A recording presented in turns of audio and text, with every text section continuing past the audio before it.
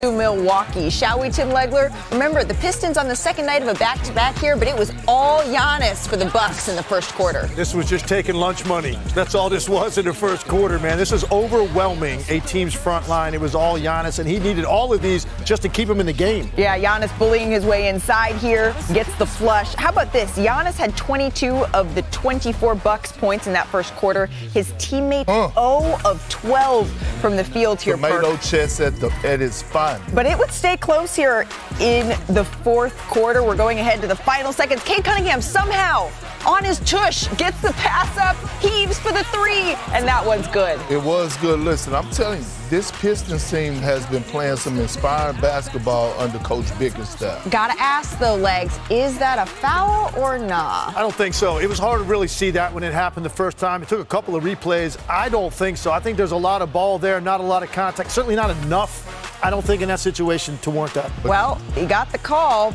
but Ron Holland missed both free throws here. Ball don't lie.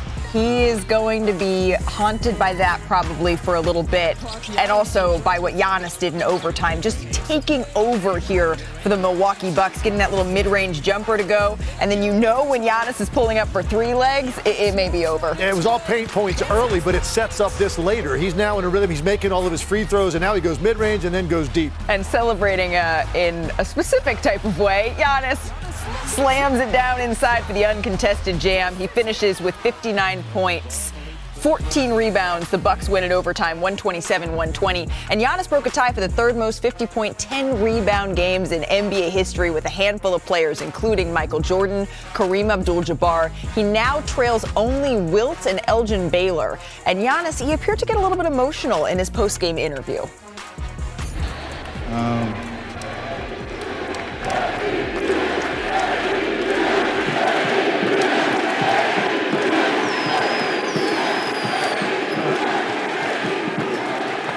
I'm just proud of my teammates. At the end of the day, nobody says it's going to be easy, right? I remember the year we won the championship. We didn't start the season very, very well, but at the end of the day, we never gave up. It doesn't matter who plays. It doesn't matter if the young guys going to play. We never give up. Perk, what's your reaction to seeing that? I mean, it was a beautiful thing to see. I mean, when you have a guy, a superstar that put his heart and soul into the game like Giannis does and play with the amount of passion that he do, but it also made me realize how hard it is to get wins in the NBA. Yeah. Right? And I think it made Giannis realize that as well. You know, Giannis' record since 2021 season when they won the championship is 181 wins, 94 losses. So wins has become a norm for him. You get off to a slow start and all of a sudden you start taking winning for granted. Quick story real quick. I remember in 2008 or 2000, it might have been 2009, I was with Kevin Garnett and we were watching Dwayne Wade play with the Miami Heat. And we was watching the game, we was on the road, and D-Wade did something at the end. I think it was a game winner, and he went and he stood on the table and he did his, D-Wade moment. And I was like, why is he overreacting like that? And KG went off like, I can't say what he said, but he was like, you don't know how it feels to get caught up in the moment, regular season or not. Yeah, but I'm feeling that. And I was like, yeah. So when I see Giannis embracing that moment after dropping 59 in pretty much a must-win situation because the Bucks been struggling, especially without Dame, I'm all in for that type of passion.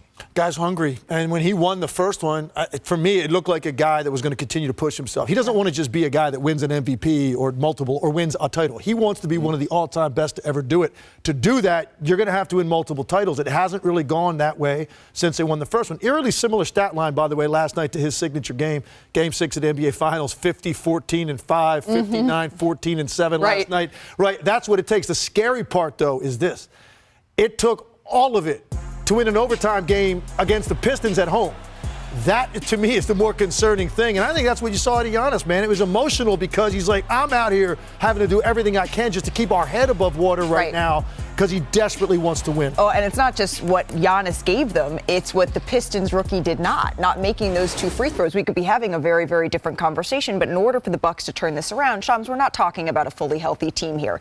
Dame's still out with that concussion. Chris Middleton has missed the beginning of the season. What can you tell us about when we could see them? Damian Lillard's been out the last couple of games with a concussion. I'm told he is progressing. There's hope that potentially by Saturday's game in Charlotte, he could be cleared from concussion protocol. But the big worry in Milwaukee is Chris Middleton, and his absence has been deafening for this team because he's supposed to be your third star. He's supposed to be the guy that's supposed to, when one of those other stars are struggling, he's going to be the one to step up, and he has not even progressed to 5-on-5 yet. They are not sure exactly when he's going to go to 5-on-5. His absence essentially has been much longer than team officials have anticipated, but they are